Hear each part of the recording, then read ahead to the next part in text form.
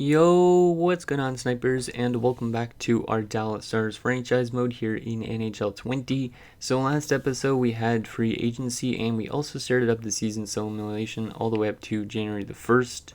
Now we are kind of off to a rocky start. We're 18, 16, and 5, so we are losing a lot of games in regulation, and our offense is kind of struggling in terms of power play, and our defense is as well on the penalty kills. So we are going to make a bit of changes in the start of this episode, or around the start of this episode.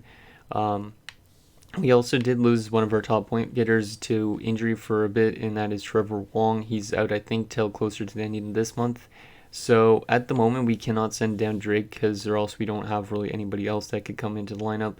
So we're going to send down our prospect who was playing a bit of last of the season. He's played 40 games so far. He's only got like 11 or 12 points, but I would like to give him a better shot in the AHL.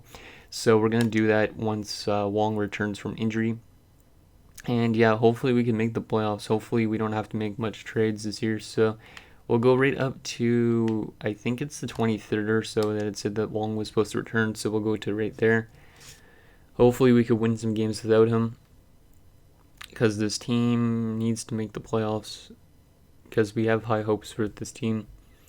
But if we don't, for some reason, it's not the end of the world, because we do need a very good prospect. Like, we do have some elite prospects, but they're nothing special. I think, well, they might be something special. Who knows? How is one of our... Whoa, okay. Mika Antilla is a really good sniper. This guy we drafted 2 episodes ago. He's got 9 goals already on the season and only 2 assists. So he's definitely a really good shooter. So yeah, it's going to be interesting to see when that guy gets to the NHL level. Hopefully he just doesn't become an AHL shooter. Okay, so we lose 5-1 to St. Louis, which is not good against a divisional opponent, and we just got blown out of the water 7-0 against the Habs. So our defense is still not, or well, our defense was doing good during the regular season, but it's been kind of struggling in the last few games without Wong. Game against Philadelphia is a 2-2 tie. I would take a tie over a loss easily, though. Game against Russia, we beat them 5-2. They actually signed Mario Lemieux in the offseason, which was really weird. So Helmerson's been injured, so I think Wong should be back soon, but we'll go replace player for now. This will be one game with a defenseman as a forward, I think, at the moment. Which means we actually can't still send down Drake. I want to send him down for the rest of the season, but I don't think I'm going to be able to at this stage due to these injuries. Who knows? Okay, so Wong is back, which is good news. Actually, Martinson's back in the lineup already, so... Or wait, did it say Martinson? Oh, is the guy in the AHL? Actually, never mind. There's a guy that has like a similar name. Okay, so Trevor Wong back into the lineup, which means we'll put... we'll put Muller in as the 4th line center, I think. Yeah, and then we're going to send down Drake, because he's now minus. He started off the season like a +3 or something, so we're going to send him down to the minors and give him a shot as the top line AHL player and see how he produces down there. We might call him up if we make the playoffs and we need to or something, if we need to have like an injury problem or something. So good luck back in the AHL, Drake. He's been producing pretty decently in the NHL, and he was a really good player in juniors, so I think he could be a good player down there in the AHL. So we're going to take Wells and put him down. Koivunen's going to go down.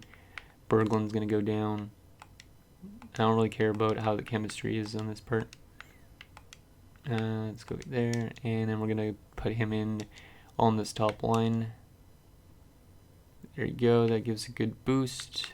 Why? Oh, that's why Reese Scarlett's there. But I'll move up until anyways.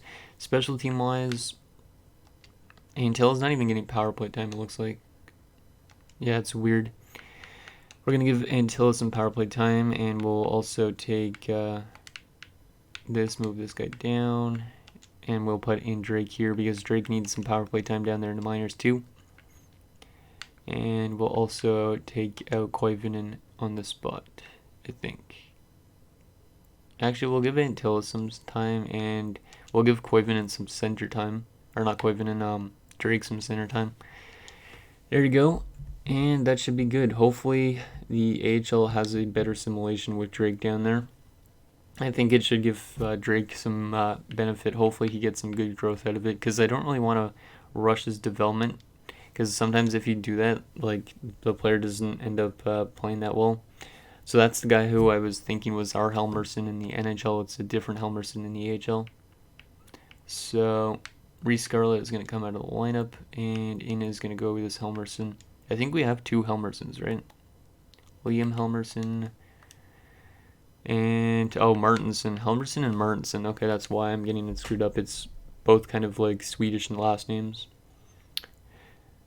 Okay, so hopefully we could win games without Drake, and hopefully Drake could do good in the AHL. So we did lose two of them back-to-back shutouts, and then we win 7-3 against Germany. So this team's still being really inconsistent in terms of play.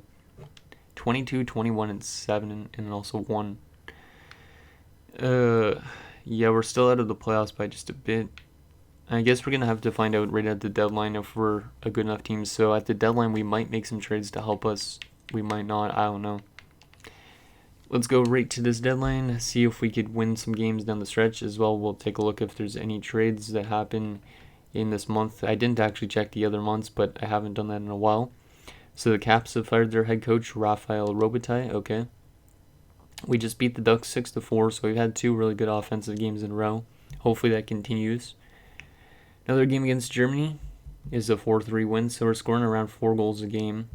So hopefully that offense is definitely picking it up a bit with the addition of Muller being in the lineup on a regular basis instead of a depth guy.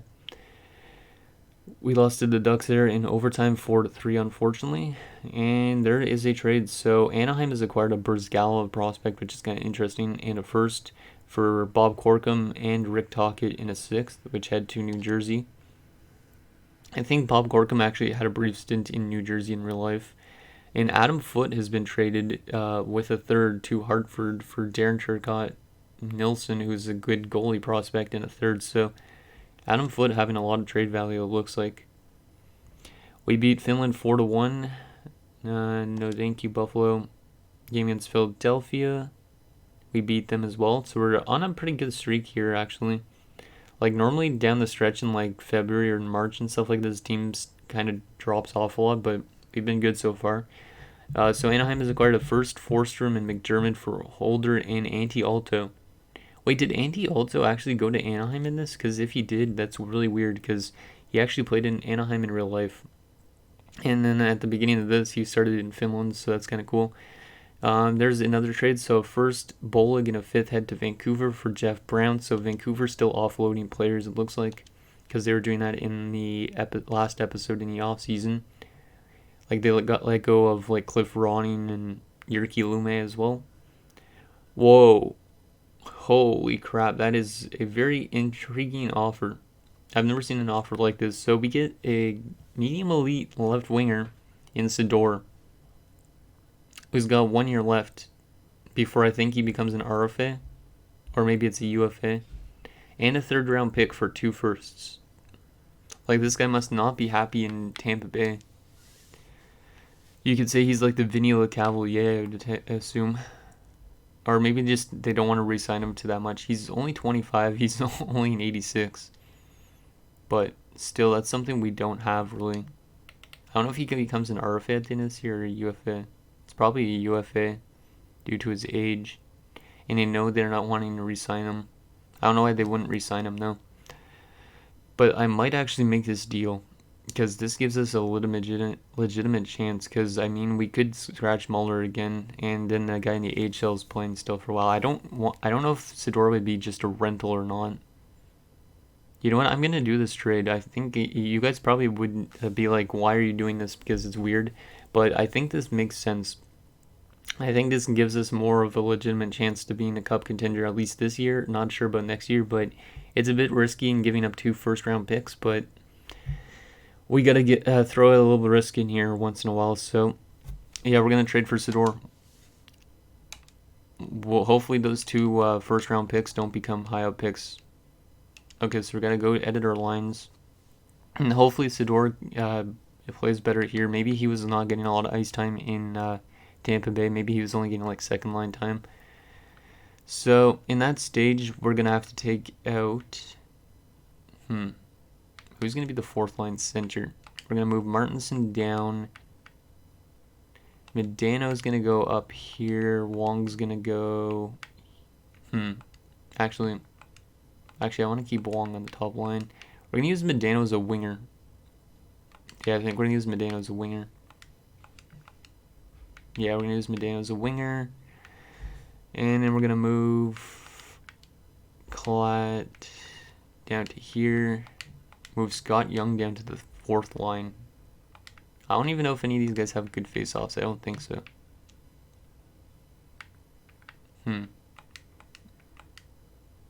Yeah, we'll do actually something like that. Take Kirk Muller out.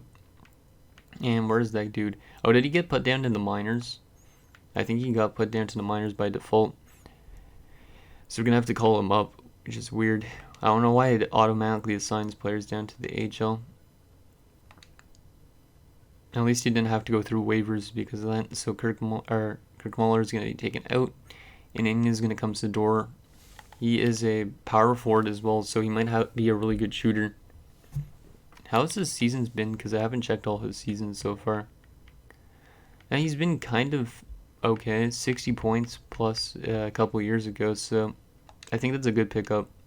Even though he only has 1 year left, hopefully he resigns with us. I guess the computers doesn't think that he's going to resign there. So we're going to take Courtnall off the power play, even though he's a good player. Hopefully Sador actually helps their power play out as well. Okay, so that was a really risky trade, but hopefully that helps us out, guys. Because like this team needs to have a legitimate chance of winning a cup. We're listed still as a contender with that trade, and we're kind of fighting for a playoff spot. So hopefully Sador could produce at this level. Because if not, then that's a waste of a player. Because he's only got 1 year left at 11.5, and I don't know if he's going to want to re-sign here. So there's another trade. Greg Hogwood and Dixon Ward, I think, head to Toronto for Shore and Persinger. But yeah, those are probably our biggest trade we've ever made in this franchise mode. Hopefully we can win games, because we need to make the playoffs, and we're kind of struggling a bit lately. It was really risky getting rid of our 2 first-round picks. But we need to win now pretty much at this stage. We're in the last wildcard spot, so we need to kind of pick it up a bit, but I'm not going to make any more trades this year. Let's take a look at trades that happened around the league, in case there's any big blockbusters. And then we will continue the simulation probably. Okay, so Rasmus Sandin was traded, Greg Hogwood was traded, Sean Van Allen was traded back to Ottawa. Interesting. So he's playing in Ottawa around the same time he did in real life. Pelle Eklund was dealt. Okay. So some really weird deals, it looks like, mostly. But quite a busy trade deadline era. Okay. So let's continue our simulation. See if Sador could produce with us and get us to the playoffs. Because if he doesn't, I might have just made the dumbest deal in Dallas Stars franchise history. Or maybe the dumbest deal I've ever made in any series. Considering this guy could be just a rental, it's risky as heck. I hope this guy ends up re-signing with us for at least like another year. And we'd lose 2 games in a row, and Claude Lemieux's on waivers, no thank you. And the Sens have fired their head coach, okay. We've lost 3 games in a row and we're on bottom of our division. I honestly might have made a really bad deal. Okay, we beat Chicago there, which is good, but we need to win games, because if we miss the playoffs and we give Tampa Bay a good chance of a good lottery pick, I'm going to be literally pissed. And we lose again. We win those 2 games though, so we're back in the hunt again for that last wildcard spot, but we might just barely squeak in at this stage if we make it. Another week, we lose to the Sharks. God damn it, guys. You need to be more consistent. Donald the Debt has been injured. Oh man, this team is not doing good. Penguins have fired their head coach. We beat Toronto. We're still, like, our division is so strong. Holy crap. Maybe I should not have made that deal. Because look at our division. Like, literally, I'm only 3 points back of that last playoff spot. And the West in general is just really strong. Russia's fighting hard as well with their addition to Mary Lemieux in the offseason. Yikes. Okay, let's go another week. We need to win games, though. We're coming down to the last few games. So actually, let's go right to the middle of the week. We need to win games, and we need to win them now. There's a win against the Sens and a win over Winnipeg. Good job, boys. We need to win these games, and we need to hope that Chicago and stuff loses. Cam Stewart is back, I don't think. Wait. Oh, he was never injured. Okay. Yeah, I never thought he was injured. Okay, game against Sweden and Calgary. Come on, boys. And Hatcher's been injured. That is not a good injury to have at this stage. That's going to leave a hole on our defensive core. That is not good. So Cavallini, this is 74, is going to come into the lineup, which means this could screw us over a bit. And we win and lose the game, and we're only 1 point back. Jeez, it's going to come down like right to the last game. We do have one more game played as well than the Jets and the Blackhawks, so we need to somehow squeak our way in. Yikes, this is getting too close. Because like if I give up a lottery pick, that's not good. Okay, so we got San Jose and Montreal. Come on, boys. We need wins. We actually have a game against Chicago coming up, which is going to be very crucial. And we lose to the Sharks. God damn it, guys. You lose right at the wrong times. Wait, actually Lundell should be at center. I don't know why he isn't. And Det could go here. Okay, game against Montreal. We gotta win. We gotta win. We got to win. And we tie. Okay. How are we in terms of points again? 78 points. We're 4 points back of the Blackhawks now. And then we're 3 points back of the LA Kings. Oh, man. We need to win these games. This game against Chicago is crucial if we want to make it into... make it without being a wild card team, I think. But if Chicago wins any games, they pretty much make the playoffs, I'm pretty sure. And they have not clinched yet. Okay, come on, guys. This is the most crucial game of the season, these 3 games. We lose any of them, I think we miss the playoffs pretty much. So game against Chicago. And we win 3-1. Good job. That was probably the most crucial one of the 3, but still they're all crucial. So we got 80 points in 80 games. And we're 1 point back of the Los Angeles Kings. So can we please win these last 2 games? And then hopefully the other teams lose their games and we make it. Because if we just barely miss like this, I'm going to be mad. Detroit, 4-4 tie. That's a 1 point game at least. But at least, oh man, it's still not enough to have us in the playoffs. We're just 2 points back of Germany, who's in the last playoff team now. And the Moose have already clinched, which means we need to win this last game of the season, and then also the Eagles need to lose. So a lot rides on this game, or this day. Hopefully we win, and hopefully Germany loses. If we miss the playoffs, though, I think I made a horrendous deal. And you guys are probably going to be like, damn, this guy screwed up. So game against Mighty Ducks of Anaheim. Come on, boys, get me a dub. We win that one 6-3, and we clinch a playoff spot. Are you kidding me? We literally squeak in by literally the hair of our teeth. Oh, thank God we didn't give up a lottery pick. Oh my God, that was almost as bad as the Matt Duchene deal in real life.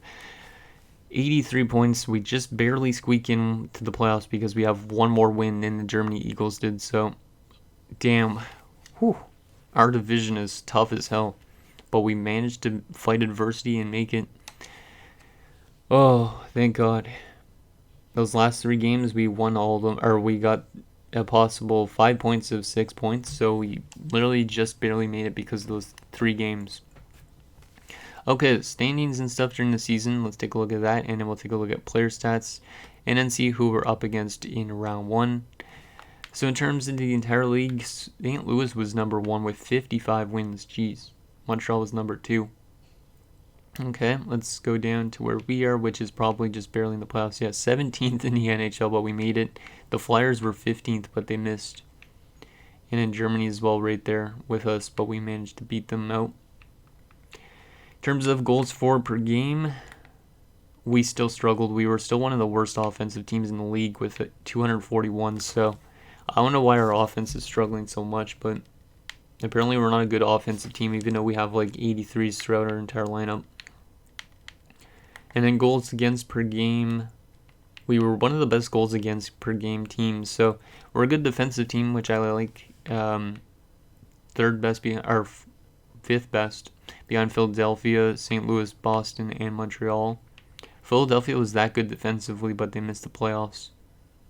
Damn, that must be rough. Power play percentage looks like it improved a bit, but not still that good. 15.9%, one of the worst in the league. Not one of the worst in the playoffs, though. And penalty kill percentage was still not that good, but it improved a bit. Actually, it maybe dropped off a bit. Yeah, I think it dropped off because it was better earlier in the year. And we only had 2 shorthanded goals. Okay, let's take a quick look at player stats for the season, and then we'll see who we're up against. And then we'll also check the AHL quickly, just so I can see how Drake and Antilla have been playing. And then that'll be it for this episode, I think, as well. Okay, so in the center core, Mike Modano had 70 points. Wong had 68, but he missed some due to injury. Lundell had 59. Martinson had 18. So Martinson kind of underproduced from the last season, but still decent amount of points for a guy that's only playing like 4th line minutes in penalty kill time. He was averaging more ice time though this year, which is weird. Muller had 9 points as a depth guy. 7 of them were goals. Okay, that's huge for Kirk Muller. In terms of left wingers, Klatt had 57 and Sador had a total of 52 between us and Tampa Bay. He had 20 points with us in 24 games. So he could have been a good piece to bring in, actually. It's questionable if he's actually going to come back and all that stuff, and if he was worth 2 first-round picks, but he put up a decent amount of points, and hopefully he could help us in the playoffs. Did he ever play a playoff game with Tampa Bay? Yes, he did. He had 10 points in 11 games 2 seasons ago, and he had 3 in his first playoffs. So he seems to be a pretty good playoff player, so hopefully he helps us out in terms of that. Stewart had 23 points. As for right wingers, Courtnall had 55, Young with 50, Audette with 48, Viborny with 38, and Mike Craig with 20. And in defensively, Zalapsky had 35, Hatcher had 29, but he is still injured for another couple weeks, which means he probably will miss the entire first round. So hopefully you could still win without him.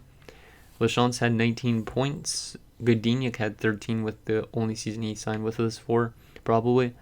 Sweeney 10 points, Bowen 8 points, and Cavallini 2 points as a depth guy.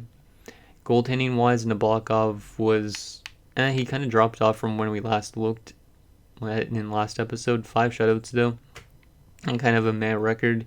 Fokun actually played okay, but I think he still needs to be one of those goalies we let go of unless we decide we want to let go of Nabokov, because he's a pretty big cap hit goalie, but I don't think we want to do that because he's only 26.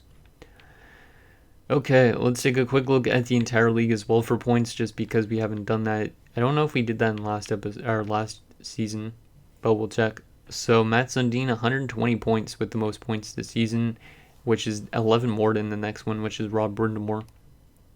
Interesting. Alexis Lafreniere's got over 100 points, so he must be playing with maybe Rudzinski and Sundin. Okay. And yeah, Matt Sundin led in goals with 64 goals. That's crazy. Okay. Defensively, let's take a look at that. Phil Housley led with 88 points. Brian Leach was right behind him, so looks like Housley's going to take a Norris. Nice. And then goalie-wise, the best goalie this season for wins again was Trevor Kidd. So Trevor Kidd with back-to-back good seasons for wins. We played them, I think last year. I think it was last year. And he was really good. Well, look at that. This guy seems to be a pretty good simulator. And also Mika Kiprusoff right up there as well. Patrick Waugh still in Montreal at this stage. Mike Richter, Curtis Joseph, etc. And then rookie skaters, the best rookie this season was Goldman. of the Detroit Red Wings. Let's take a quick look at the AHL. And did it go to our team or no?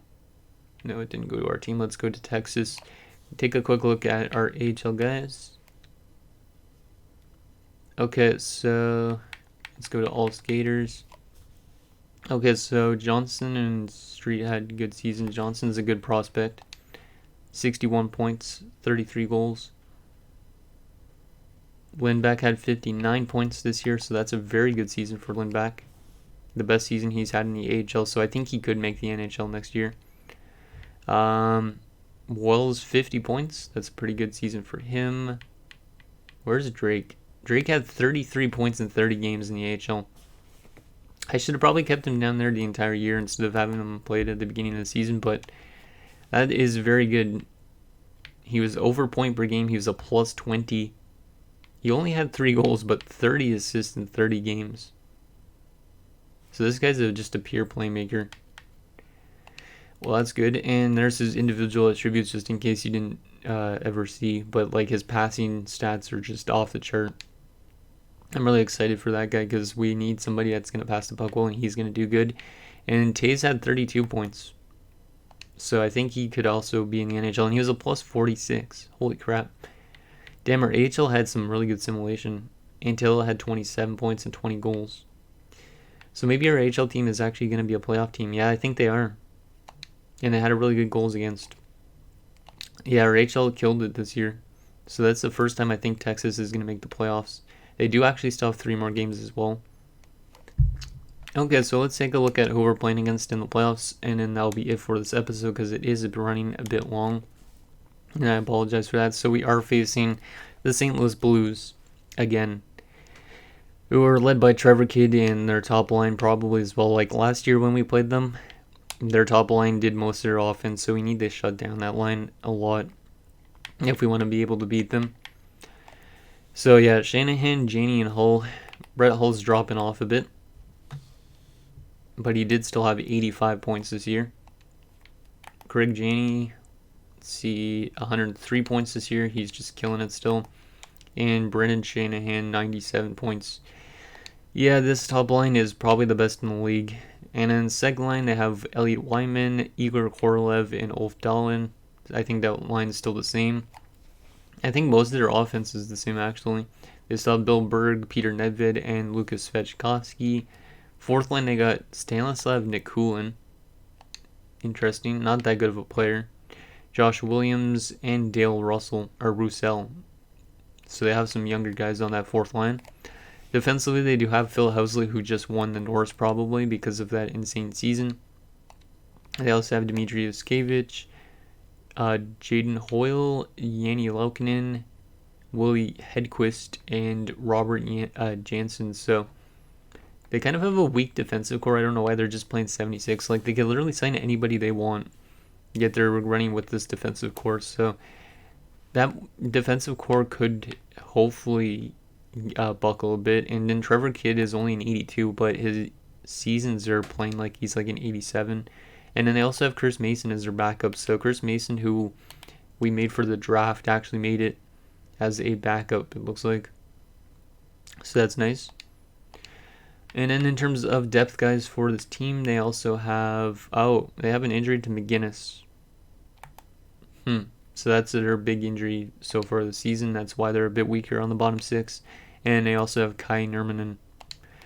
So anyways, guys, that is going to do it for this episode of our Dallas Stars franchise mode. So in next episode, we will take it to round 1 against the St. Louis Blues, where we look to get some redemption for last year and hopefully move on to the second round, even though we did literally just squeak into the playoffs. So let me know what you guys think, and I'll see you guys next time.